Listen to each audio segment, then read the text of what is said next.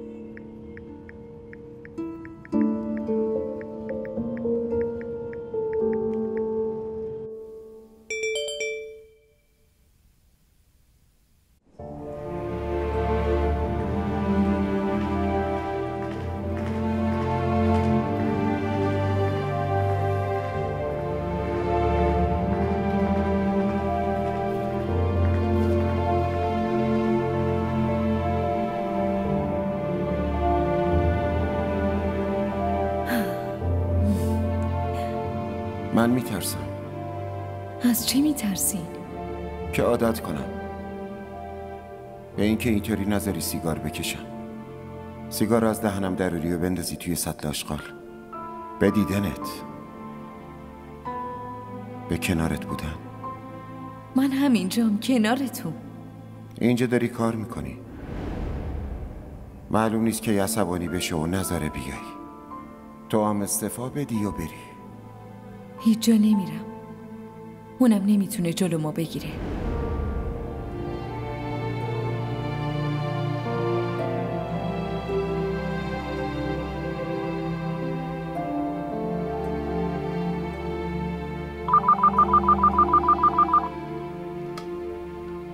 بله. سلام. ببین من دارم میرم خونه. ساعت 5 شده دیگه. گفتم نکنه که تو قبل از من بری. اگه من اول برم چی میشه؟ نمیتونم تحمل کنم عزیزم. یه کار دیگه هم باهات داشتم. بله. ولی این جزء وظایفت نیست. اگه خوشت اومد که خوبه، وگرنه بهم بگو نه. شما نیاین اینجا، من میام پیشتون.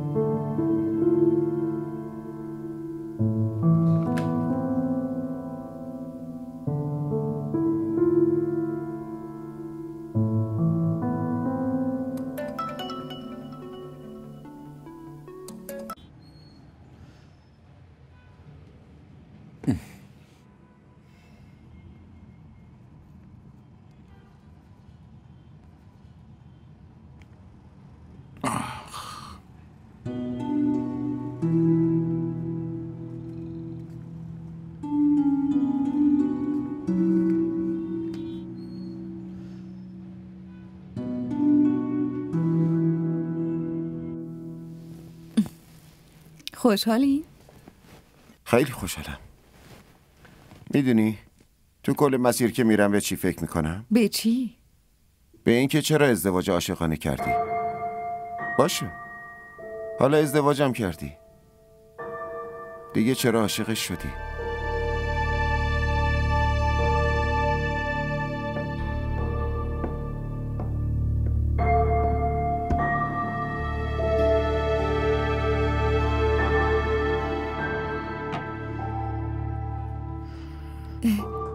این جعبه کمک‌های اولیه چرا اینجاست؟ مامان کفشای بابا. کفشاش هم اینجا انداخته؟ دانیال تو برو تو اتاقت. دانیال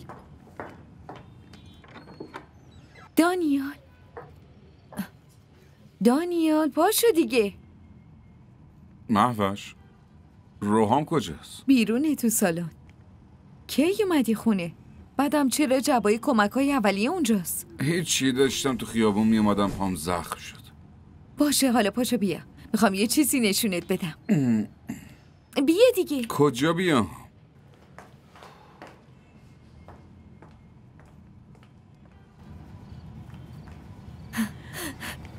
اونو ببین، اون ماشین رو میبینی؟ آره. میدونی مال کیه؟ مال کیه؟ مال منه.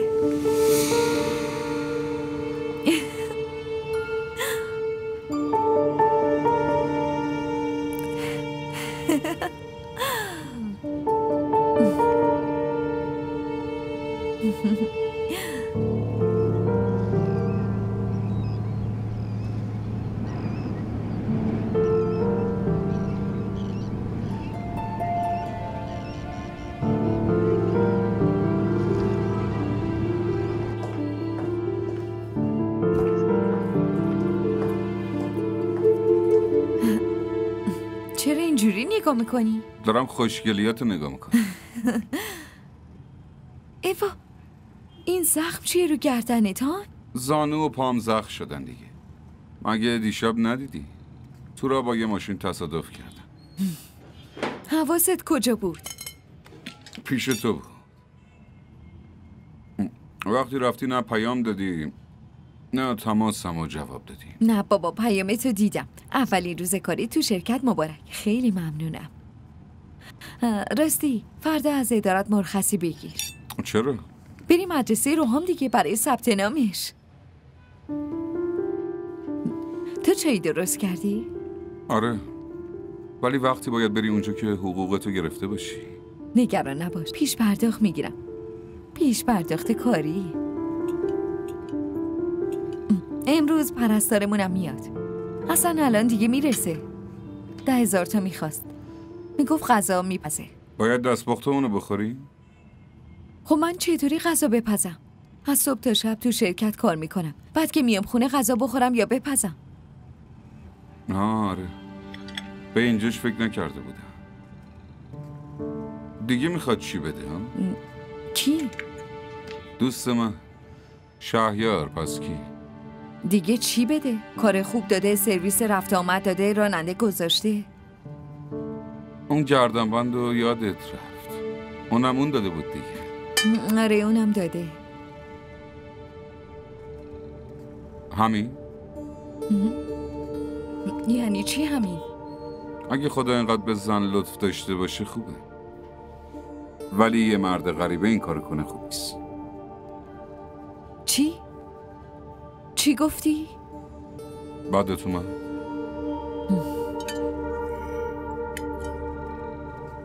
نمیدونم. ولی من خیلی بدم میاد. دیشب نتونستم راحت بخوابم. همش از خواب میپریدم و نگات میکردم. میدونید چرا؟ خب ازم بپرس چرا؟ چرا؟ میدیدم که تو چقدر با ارزشی، ولی یکی میخواد با حقوق 100,000 تایی و یه ماشین تو رو بخره. خفه شو دانیال.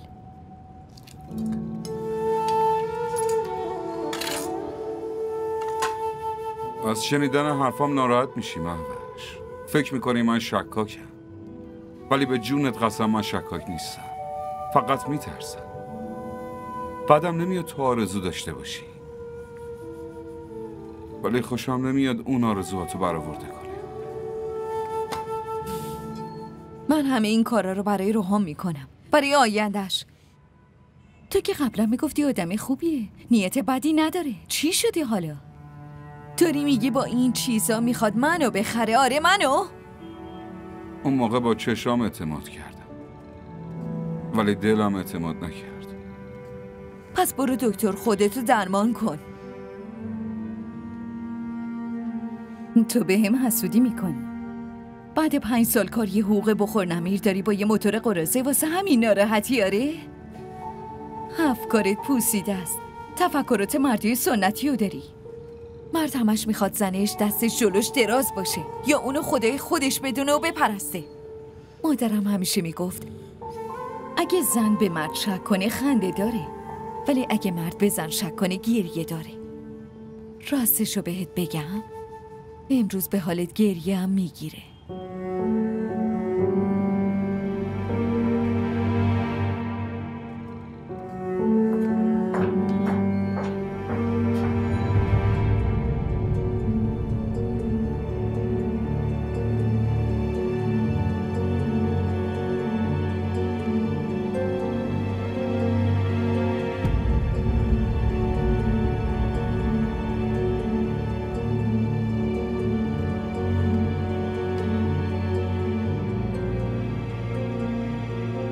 دیگه چی میخواد بده؟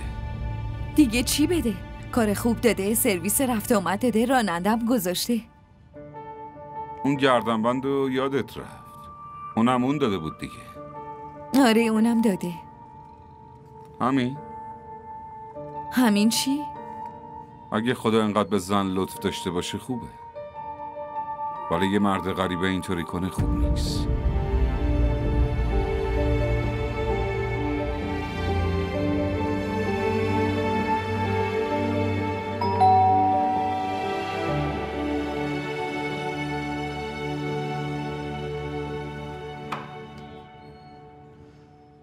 سلام، من پرستارم. سلام، بفرمایید. بفرمایید داخل.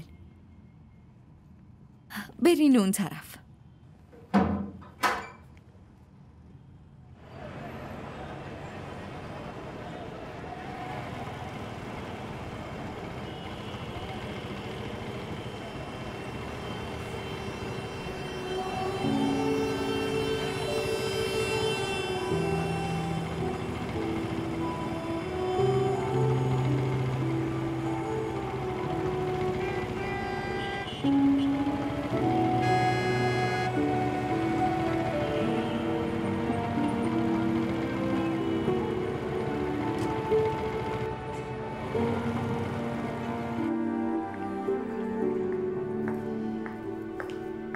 صبح بخیر خانم. رئیس سراغتون رو میگرفتن.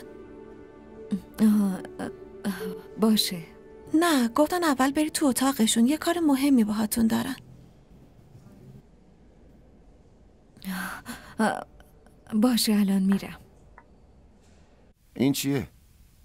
چیه آقا؟ اینجا نوشته که رد شده. یعنی شما درخواست رو رد کردی؟ من نکردم آقا. شما نکردی پس من کردم؟ جونه یه کارمندو گرفتی و تقصیر رو میندازی گردن یکی دیگه؟ قربان، مستمریش مشکل داشت، باید پرداخت گام شو بیرون. مگه اینکه قبول کنی طی فرآیند اداری جونه یکی رو گرفتی. یه بیچاره به خاطر اینکه 7 میلیون نداشته داشته میمرده، بعد شما نشسته بودین و به مستمریش فکر میکردین؟ نذاشتین به شرکت ضرری وارد شه. گوش کن ببینم، از امروز به بعد همه اینجور درخواستا رو پیش خودم میاری، روشنه یا نه؟ بله قربان. سلام، بیا تو.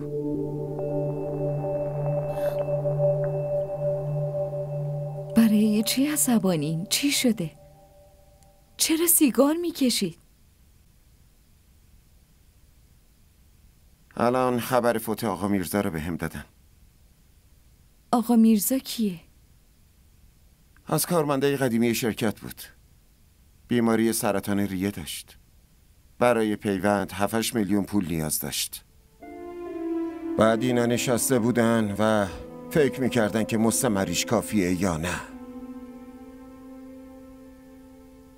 آدمای جهنمی. تقاضانامه وقتی به من رسید که آقا میرزا آخرین نفسشو میکشید.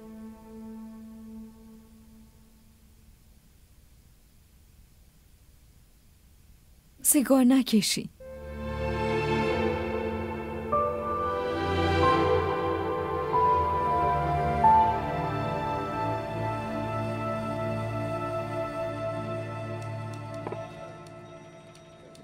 آقا سرگیجه ندارین؟ نه. سردرد چی؟ نه اونم نداره. پس برای چی همچین جورابایی پوشیدین؟ چه جورابایی؟ ای آقا، به جورابایی که پوشیدین دقت کردین؟ مثل هم نیستن اصلا.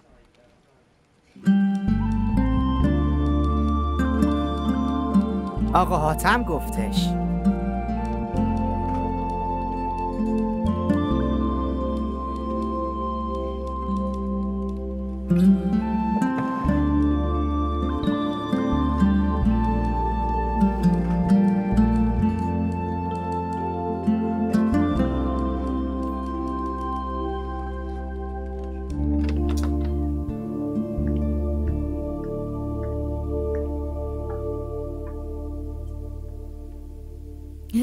شما این؟ همین چند لحظه پیش از اتاقتون اومدم. مشکل همینه دیگه. تو که از اتاقم میری اتاقم کاملا ویران میشه، عین خودم. بیا بریم بیرون. کجا؟ نهار بخوریم دیگه. میترسی؟ که اگه کسی دید فکر کنه ما با هم قرار گذاشتیم؟ باشه، نهار نمیخورم. نمیتونم ترسیدن تو ببینم. یه لحظه، چرا نهار نخوریم؟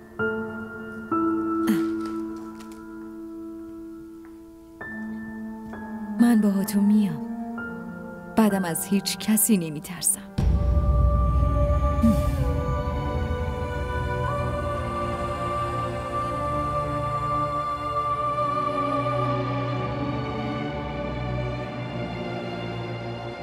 بفرمایید آقا.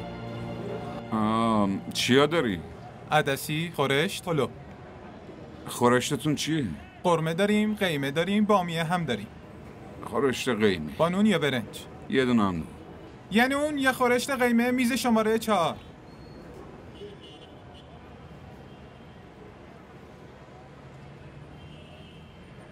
امروز غذا نیاوردی؟ نه.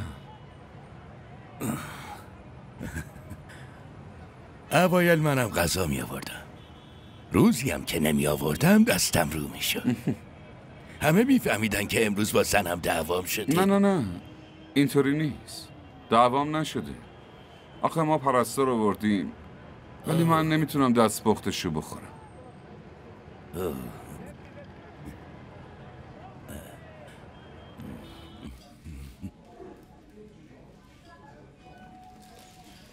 کافیه؟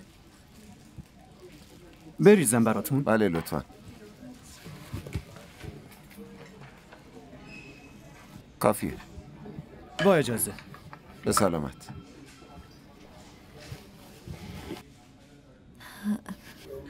امروز خانومتون زنگ نزد؟ زنگ زد، ولی قبلش خبر فوت آقا میرزا اومده بود. منم دیگه جواب ندادم.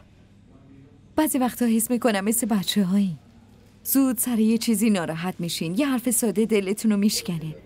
بهتون میگم باهاتون نهار میخورم خوشحال میشین. خوشحال نه، خیلی خوشحال. راهم ثبت نام شد؟ نه هنوز نه.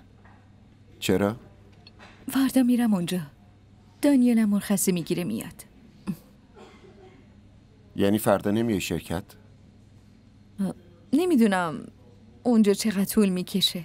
خب بسپار به من. یه زنگ بزنم انجام میشه. یکی باید باهاش بره. خب تو نرو. به دانیال بگو مرخصی بگیره. خودش بره. اگه همونجا مشکلی بود به من بگه. اون با شما حرف نمیزنه. باز دوباره چی شده؟ چشماش به شما اعتماد کردن، ولی دلش نه. دلش؟ ای بابا، آخه اون چه جور آدمیه؟ برات درد سرساز میشه. هم دلسوزی میکنه هم شک میکنه. لابد میخواد یه روزم جلوتو بگیره و بگه شرکت نرو. اگه جلوتو بگیره اون وقت من چی کار کنم؟ نیازی نیست نگران باشین. من بازم میام. درسته که با شنیدن حرفتون، با دیدن محبتاتون اون شک کرده، ولی من نمیتونم به خاطر همچین شک بی خودی کارمو از دست بدم. از کدوم محبت حرف میزنی؟ من دارم اونو میگم شهریار. اون ماشینی که دادی، حقوقی که ریختی، فکر میکنه این محبت ها دلیل خوبی ندارن.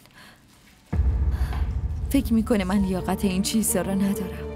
در اصل خودش لیاقت تو رو نداره. اصلا میفهمه چی گیرش اومده؟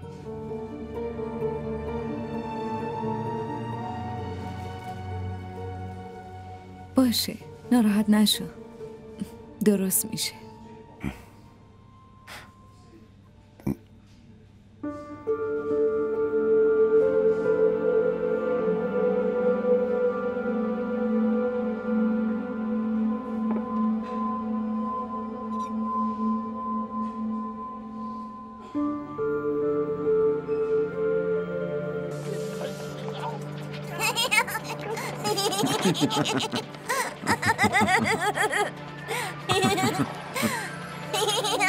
خیلی خنده داره. فکر فکر میکنه من لیاقت این چیزا رو ندارم؟ در از خودش لیاقت تو رو نداره. اصلا میفهمه چی گیرش اومده؟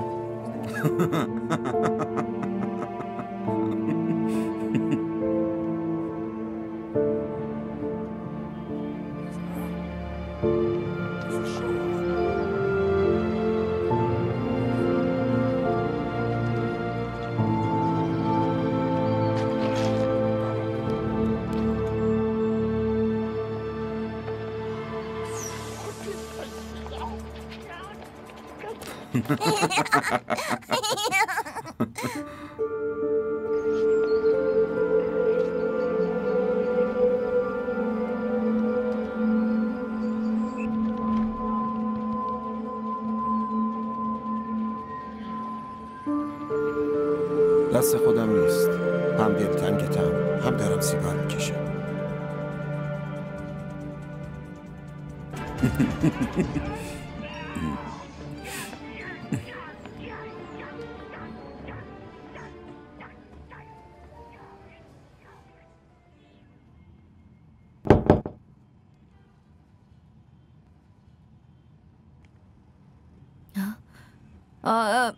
من داشتم لباس جدیدم رو تنم میکردم ببینم چه جوری. مگه لباس جدید خریدی؟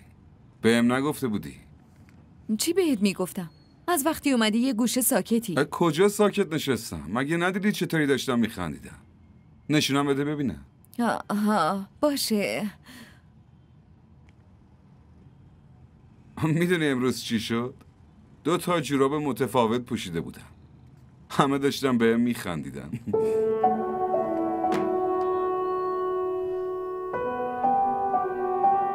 اینو ببین. به به.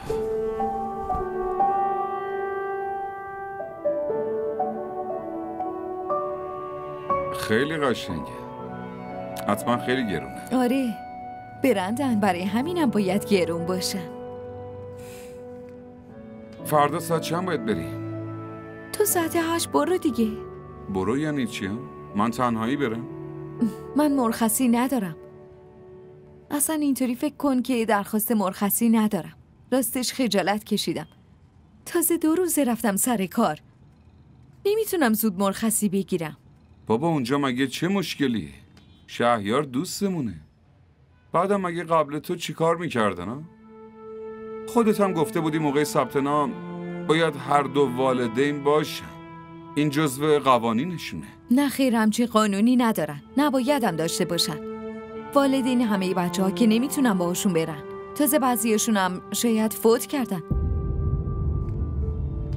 به شهریار گفت اگه دانیال مشکلی داشت بهش بگو با هم تماس بگیره.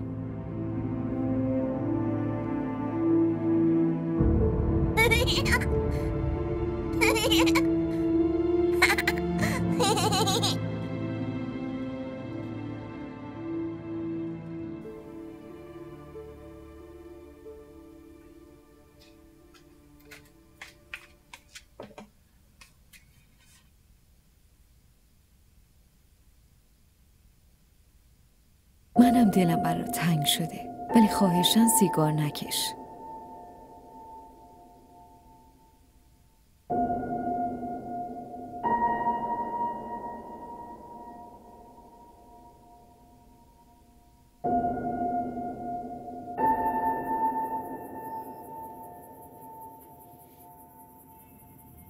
تو هنوز بیداری؟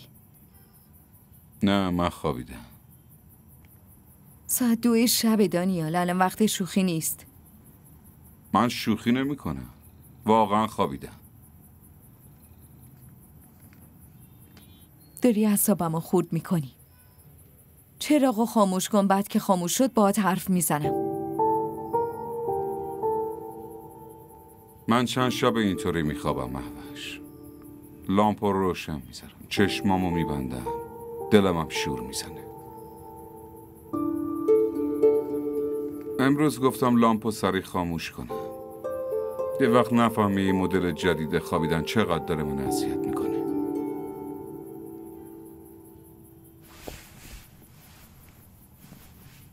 مشکل چیه؟ میخوام بهت بگم مهوش، زندگی من با کمک شهریار احمد نمیگذره. موقع ثبت نام اگه بهش نیازم داشته باشم باز زنگ نمیزنم. باشه نزن. از من بدت میاد؟ از حرفات بدم میاد. بدت میاد؟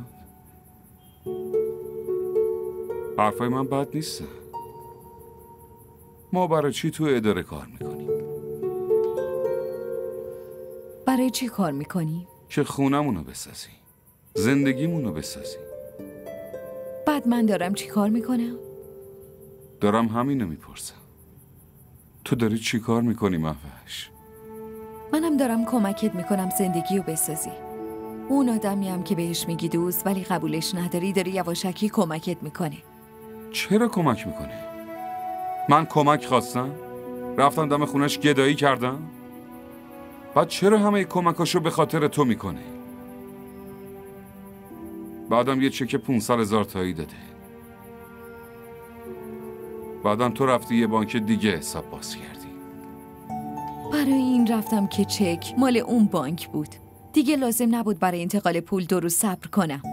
برای چی از چک به من چیزی نگفتی؟ به خاطر همین حرفات نگفتم. تو چی فکر کردی؟ من خبر ندارم چندین روز شب درست نمیخوابی؟ دلشوره داری؟ منم به خاطر تو دلشوره گرفتم. تو گیر دادی به شهریار، فکر میکنی آدم بدی. بدتر از اون اینه که تو به من شک کردی. خب بگو چطوری میگفتم که اون به هم یه چک 500,000 تایی داده؟ برای چی داده؟ هیچ لطفی نکرده. حقوق 5 ماهمو پیش داده بهم.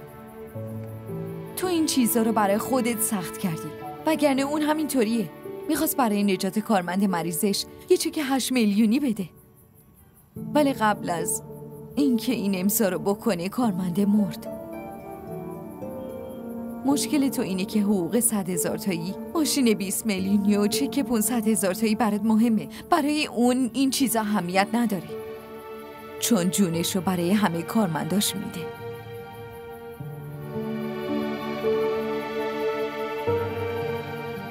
دیگه لطفاً بخواب.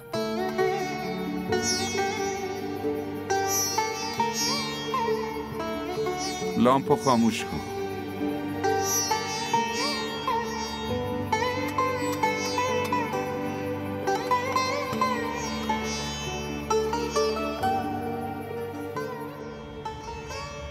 شما که هر دو شاغلین، کی از بچه‌تون مراقبت میکنه؟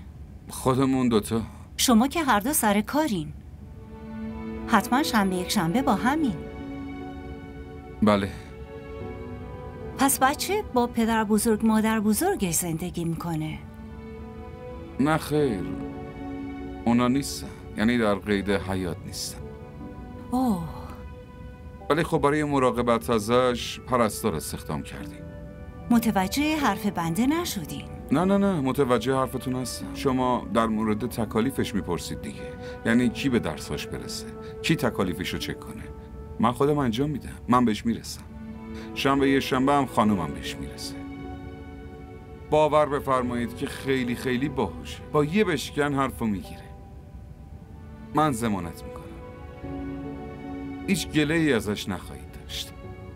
امتحانش که خیلی خوب بوده این بچه، ولی سوال من اینه که برای چی خانومتون برای ثبت نام نیومدن؟ منظورم اینه که ثبت نام تک پسرتونه. مادرها اینجور موقعا خیلی احساساتی میشن. بله اونم احساساتی شده بود، ولی شرکتشون بهشون مرخصی نداد، چون جدیدن رفته سر کار. برای همین پس ثبت نامش میکنید دیگه؟ بله ثبت نامش میکنید.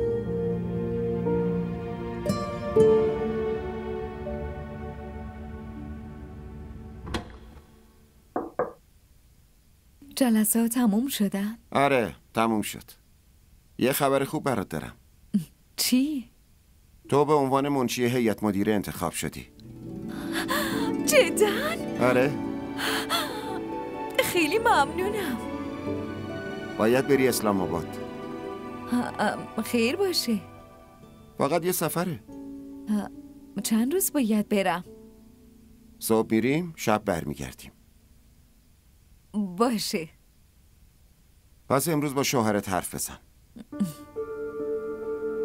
چه حرفی؟ که تو با من میای. هر جا که برم تو کنارم هستی.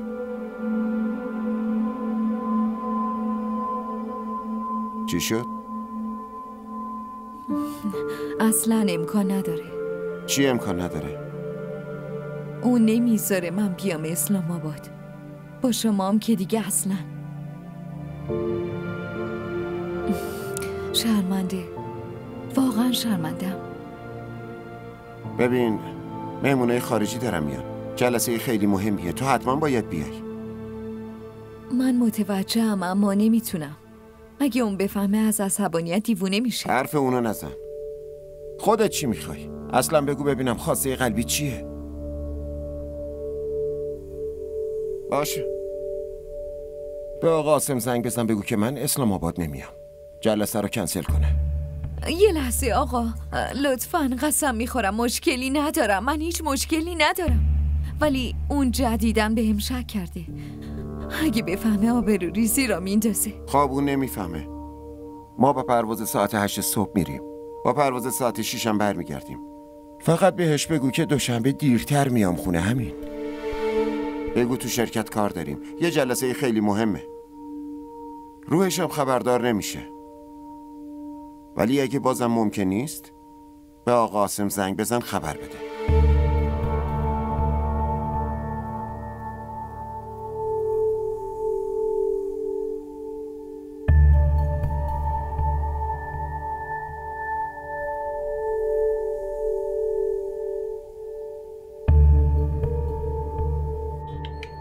فقط 2 دقیقه. هنوزم 2 دقیقه؟ خیلی گشنته نه؟ خیلی. الان حاضر میشه. بیا، مامانم اومد.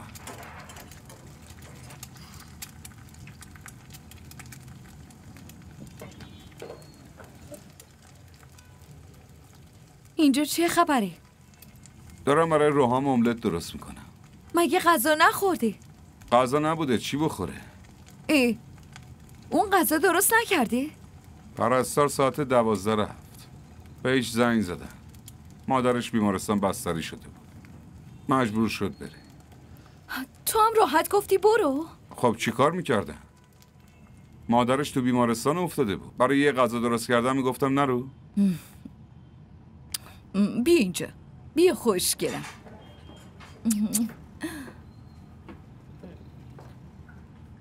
پسرم اینجا بشینه و املتشو بخوره. آفرین مامانی. مامان میخواد لباستو عوض کنه. تو کی اومدی؟ زود اومدم. الان داری چی کار میکنی؟ دارم برای تو چای میذارم.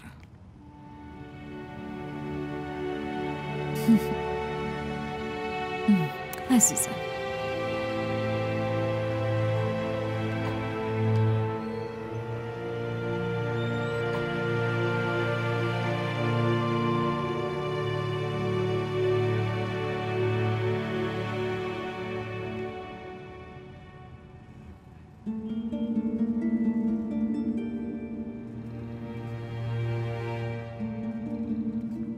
حرف اونو نزن. خودت چی میخوای؟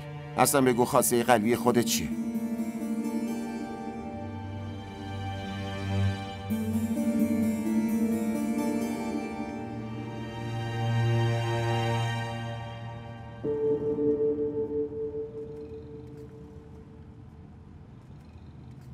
اون نمیفهمه.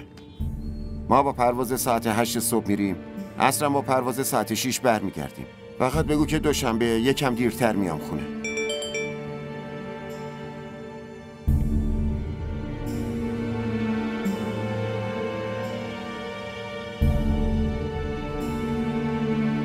ببینم روحامو ثبت نام کردی؟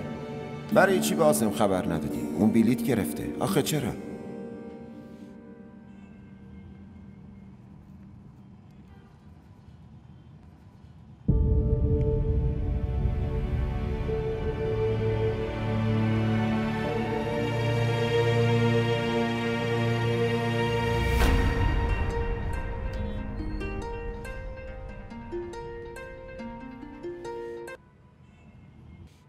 بله مهوش.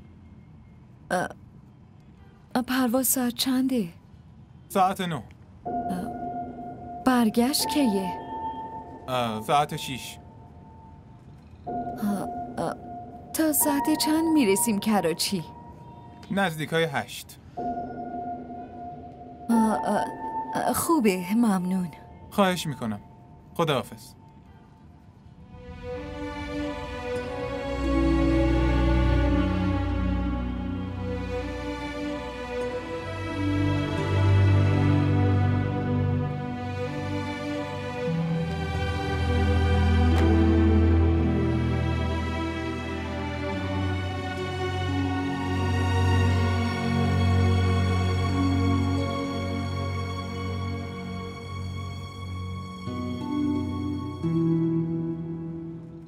फकत मेरे दिल से उतर जाइएगा, बिछड़ना मुबारक बिछड़ जाइएगा।